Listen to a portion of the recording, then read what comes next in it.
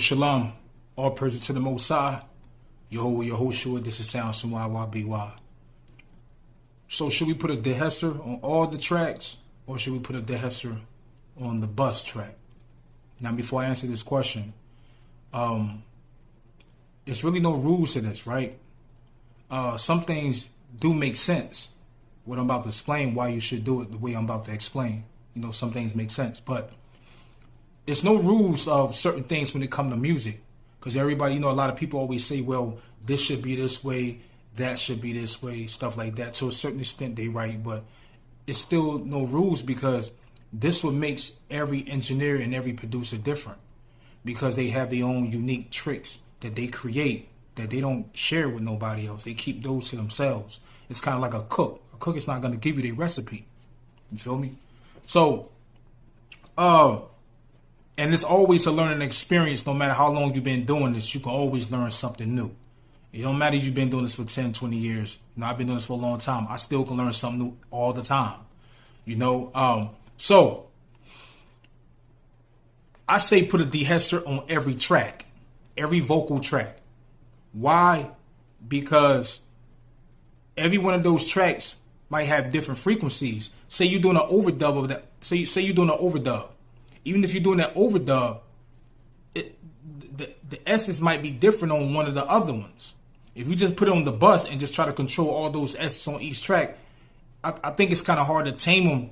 You know, you have more control when you put it on each track. You feel me? And then on top of that, again, every track different. You say things different. You might say it a little louder or more with S's right now. The next one you might say it a little. You always say them different.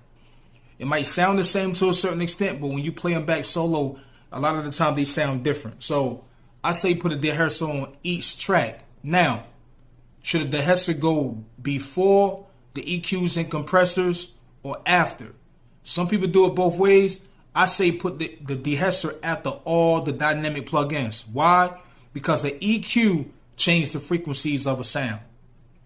You might raise the highs up on the EQ, make the S's sound more, you know, more higher or something like that. You know, when you raise the highs up, sometimes you bring them down lower, it might make the S's sound more softer. When you put a dynamic compressor on there, it changed the frequency dynamics of that vocal also. You know, whatever effect you put on there. Now, if it's a reverb or delay, the DeEsser should be before that. So if the effects is on the send, then, I mean, you kind of cool, you know, because you can always turn the send off just to listen to the vocals first. You feel me? But I say always, because I used to put the DeEsser first. I ain't gonna front. Years ago, like all this shit, I made mistakes myself, you know, and you learn from it. And then on top of that, everybody have a different ear.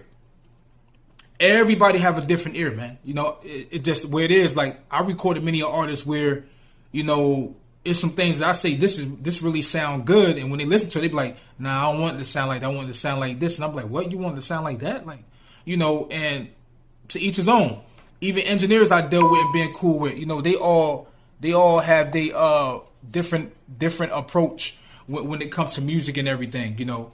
So we can always learn something from somebody else, you know. But most people's not gonna share you their personal tricks. So keep that in mind, people. Everybody not going to share their personal tricks with you, man.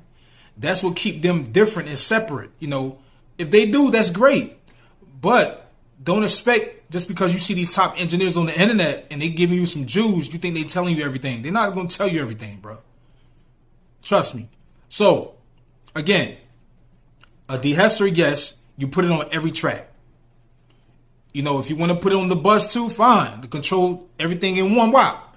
But you want to put that DeEsser on every vocal track, and you want to put it you want to put the DeEsser after all the dynamics, EQs, compressors, saturation tubes.